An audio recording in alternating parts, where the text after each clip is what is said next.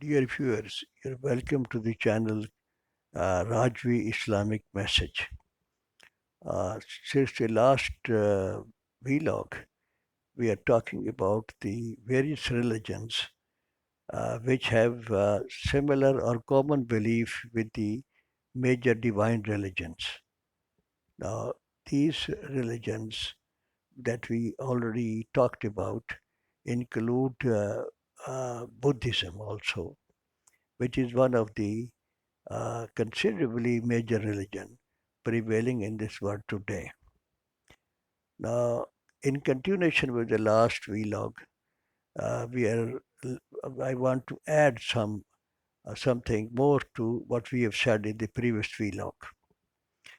The point that I want to bring out is that Buddhism also is based upon a divine approach, which is confirmed by the faith which is in common with the other. There is commonalities, in other words, between these major religions, which point to one main thing, and that is that all these religions have the common source.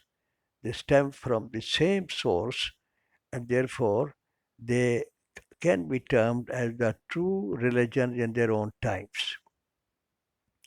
And the basic underlying concept that all these religions have is that belief in oneness of God.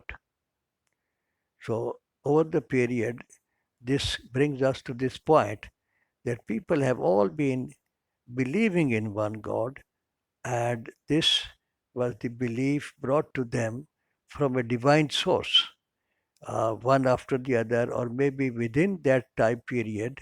There are many prophets which came from the same source, that is the God Almighty, and worked for their reformation in the various time periods.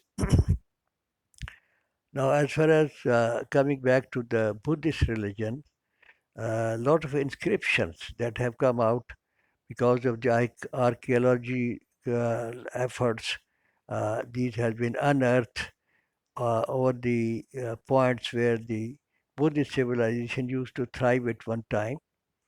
So, and Ashoka is the major disciple of Buddha, who the writing it is. And based upon those discoveries by the archaeological departments, it is easily said that the Buddha believed not only in the life after, but also he believed in the angels, he believed in the day of judgment, he believed in the reward and punishment concept in the life hereafter.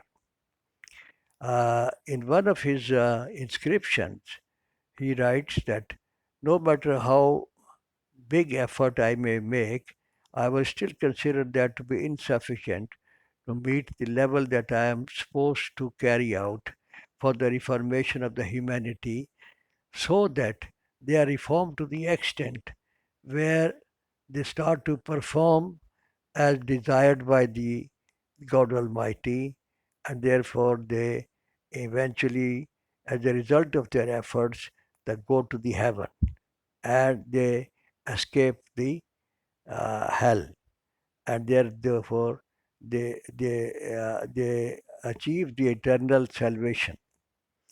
In another inscription discovered, it is written that there are many angels. Of course, he used the word devta, which means the gods, and but he description of that god that he mentioned in that inscription is that it is a very white face, illuminated face, and dressed in the white clothes, and so that more or less fits in with what can we have the concept of the angel. So it is in line with that. So it can be safely concluded, therefore, that in the Buddhist religion they believed in the angels also, and the life hereafter also, and in oneness of God, because Buddha mentioned that authority which is above me is going to question me, and others also in the life hereafter.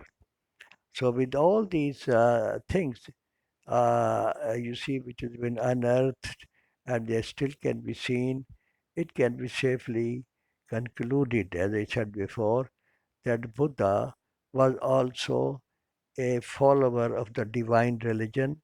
Quite possibly he was a prophet, although it cannot be really confirmed. But the indications do point to this fact. And therefore, his followers that he preached, they were supposed to believe in oneness of God and the life hereafter, in the day of judgment, in the reward in the form of the success and the failure, and the belief in the heaven and the hell.